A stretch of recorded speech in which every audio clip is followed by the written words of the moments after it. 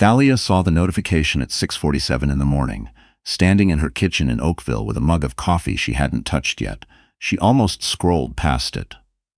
It was one of those tagged posts. Someone she'd never heard of. A woman named Renee Fontaine, who apparently had 42,000 followers and a talent for photographs that looked expensive without quite being tasteful. The tag wasn't directed at Thalia. It was directed at her husband's firm account. A congratulatory post, it seemed at first. So glad to be working with the best in the city. That kind of thing. But there was a photo attached. And in the background of that photo, behind the wine glass and the candlelight and the careful angle that showed just enough of the woman's collarbone, there was a bedside table. And on that bedside table was a watch Thalia had given Broderick for their 10th anniversary. A Tag Heuer with a scratch on the crown that she'd always meant to get fixed. She recognized it the way you recognize your own handwriting. She put the mug down. She didn't drop it. She set it down carefully, the way you do when your hands have gone very still and your body is trying to keep you from doing something you can't undo. Broderick Callahan had been her husband for 11 years. They had 2 daughters, Nora, who was 9 and obsessed with marine biology, and Sophie, who was 6 and had recently decided that her life's purpose was to become a professional at drawing horses. They lived in a house with a garden that Thalia had planted herself, a mortgage they were almost through, and a life that she had, until 6:47 that morning, believed was real. She stood in the kitchen for a long time, long enough for the coffee to go cold. Long enough for Sophie to come padding downstairs in her pajamas and ask why Mum wasn't making eggs. "I will in a minute, sweetheart," Thalia said. And she did. She made eggs. She braided Nora's hair. She signed a permission form for Sophie's class trip. She drove them both to school, waved at the crossing guard she'd been waving at for 4 years, and then pulled into a parking lot on Lakeshore and sat there. Her name was Thalia Voss Callahan. She was 38 years old. She had a master's degree in urban planning, a reputation at her firm for being the person who caught the things everyone else missed, and a very specific kind of patience that she had spent the better part of a decade perfecting. The patience of a woman who had learned, early in her marriage, that Broderick was the kind of man who needed a little extra time to come around to things, a little extra time to communicate, a little extra time, to be honest. She had given him all the time in the world. She looked at the photo again. The watch was unmistakable, but so was the hotel room. She could see the corner of a painting she recognized, a print she'd seen in listings for the Pemberton Hotel in downtown Toronto, a place Broderick had mentioned once in passing as somewhere his firm held client dinners. She could see the heavy drape of the curtains. She could see the corner of a second phone on the nightstand. Not a watch. A phone in a blue case. Broderick's work phone was in a black case. He'd told her that. Thalia wasn't the kind of woman who hired someone to confirm what she already knew. She was the kind of woman who confirmed it herself. She drove home, opened his laptop. She knew the password. Had always known it, they'd shared it for years without occasion. And she looked. It took her less than 20 minutes.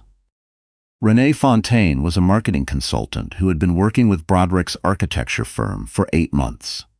She had a presence that Thalia could only describe as deliberately visible. The kind of person who made sure to be in every room photo, every group shot, every LinkedIn mention. She had posted, in those 8 months, 7 photos that contained some trace of Broderick without ever naming him. A coffee cup. A jacket. The watch. Small provocations, maybe, or maybe just carelessness.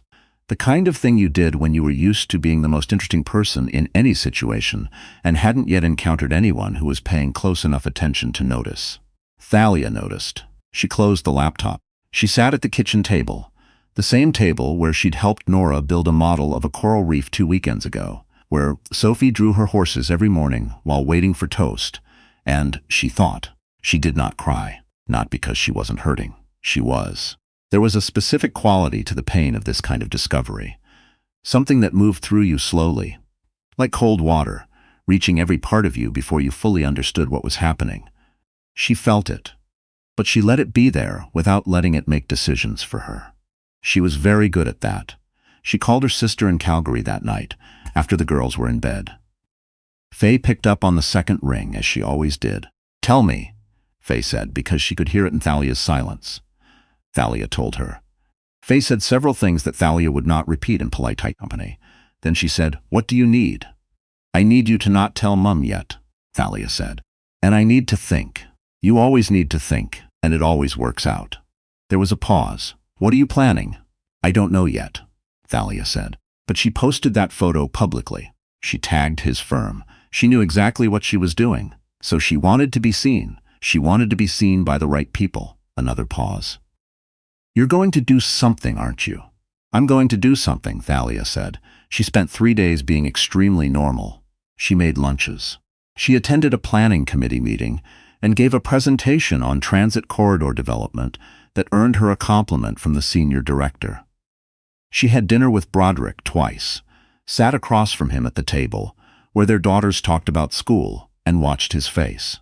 He was distracted. He smiled in the right places. He didn't know she knew. She found that easier to bear than she expected. On the 4th day, she had coffee with a woman named Paulette Grange, who worked in advertising, and had once, years ago, helped Thalia with a neighborhood revitalization campaign. Paulette knew how media space worked. Specifically, Paulette knew how digital ad placements worked.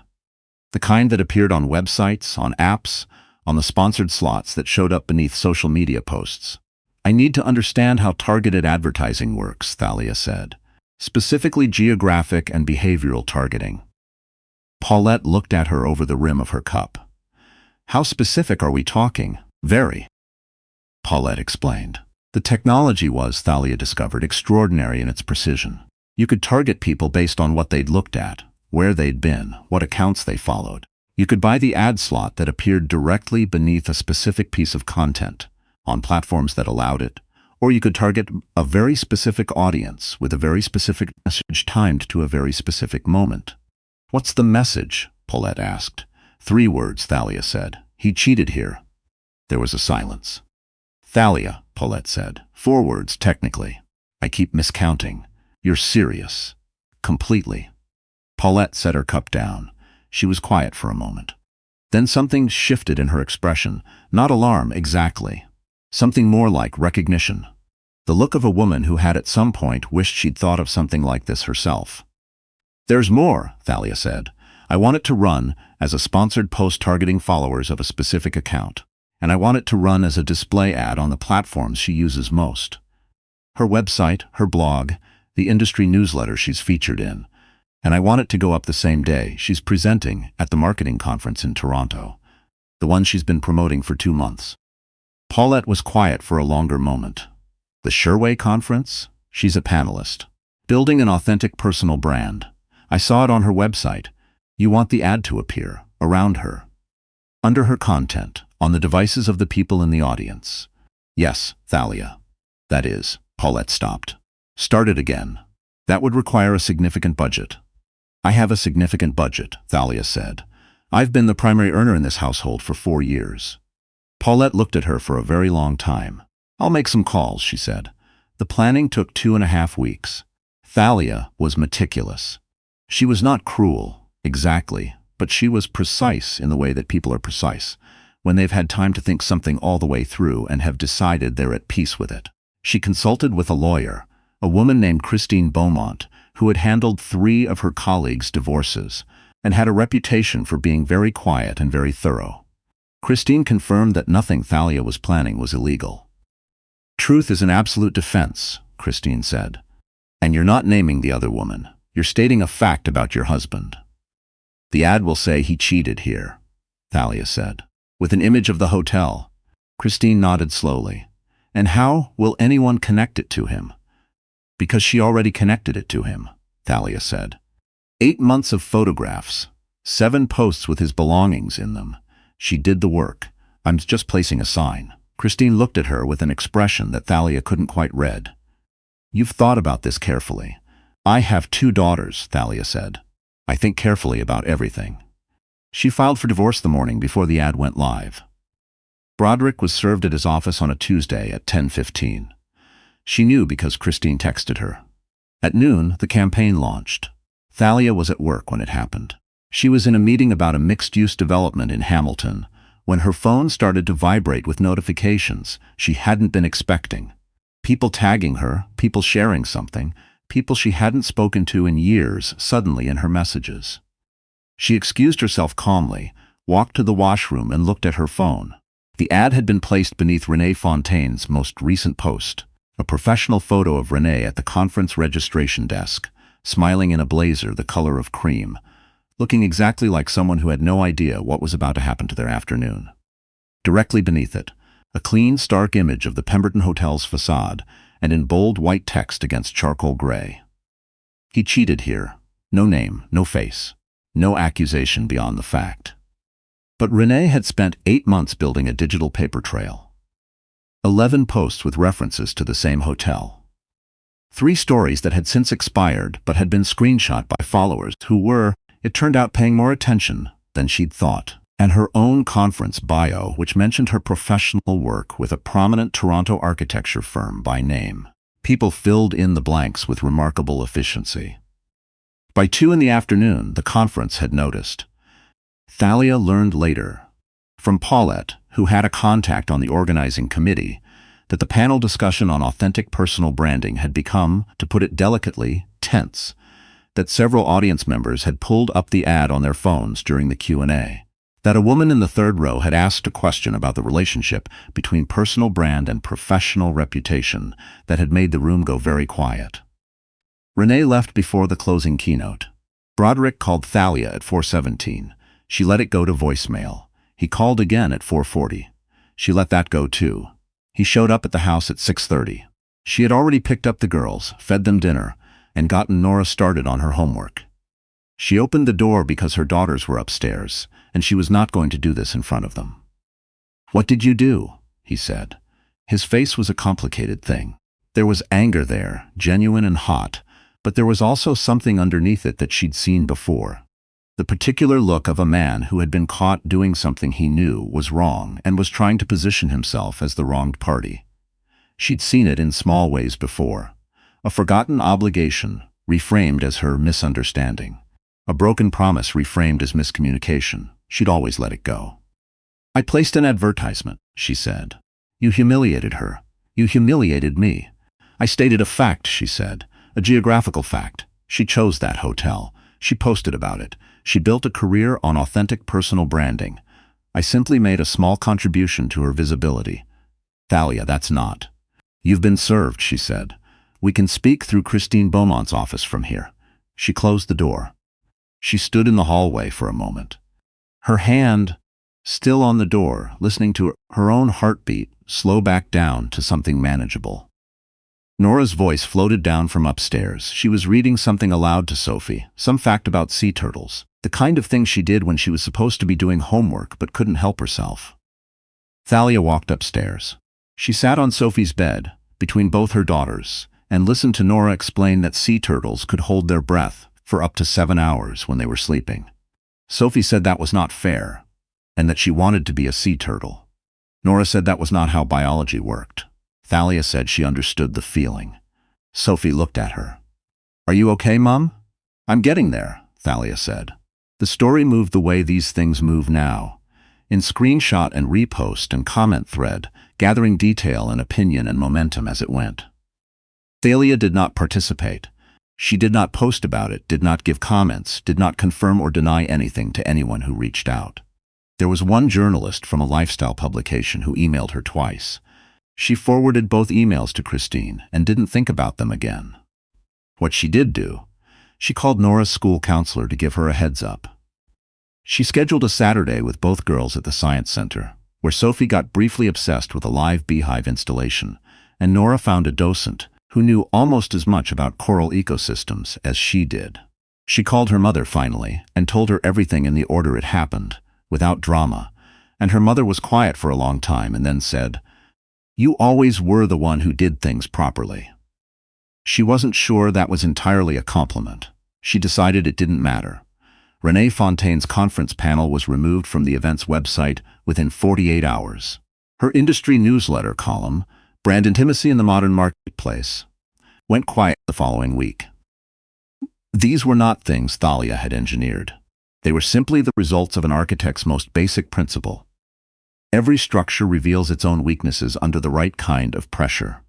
Renee had built her brand on the appearance of credibility. The ad had not destroyed it. It had simply asked a question loudly enough that other people started asking it too. Broderick moved into an apartment in Etobicoke. He was not, as it turned out, in love with Renee Fontaine. He told Christine this in mediation, as though it were a mitigating factor. Christine did not appear to find it mitigating. Neither did the judge when it came to that. The divorce was final 14 months later. The house stayed with Thalia. The custody arrangement was one she drafted herself, with Christine's help. Generous to Broderick because she wanted the girls to have their father, not because she felt he'd earned it. Nora and Sophie had Saturday dinners at his apartment and came home talking about the fact that he'd bought an air fryer and was, quote, kind of obsessed with it. Thalia found this information neither here nor there, but was glad they came home talking at all. She did not see Renee Fontaine again. She didn't need to. What stayed with her, in the months after everything settled, was something simpler than vindication. It was a conversation she'd had with Nora about 6 weeks after Broderick moved out. Nora had asked, with the directness of a 9-year-old who had not yet learned to circle around difficult questions, whether Thalia had done the right thing. Thalia had thought about it for a moment. I told the truth, she said, publicly, about something that had been kept private in a way that wasn't fair. Nora had considered this. Did it feel good? For a minute, Thalia said. Then it just felt done. Is done good? Thalia had looked at her daughter, this child who cataloged the ocean's endangered creatures and corrected adults gently and insisted on accuracy in all things. And she had thought that done was, in fact, exactly good enough. Yes, she said. Done is very good. Sophie looked up from her drawing, a horse, as always, this one with what appeared to be a crown, and said she was done with this conversation and wanted to know if there was dessert. There was dessert. There was always dessert. They sat at the kitchen table, the three of them. The same table where the coral reef had been built, and the horses were drawn every morning, and outside the garden was coming back from its winter quiet. And the life that was left was not the one Thalia had planned, but it was hers entirely, and she had built it well, and she intended to keep building.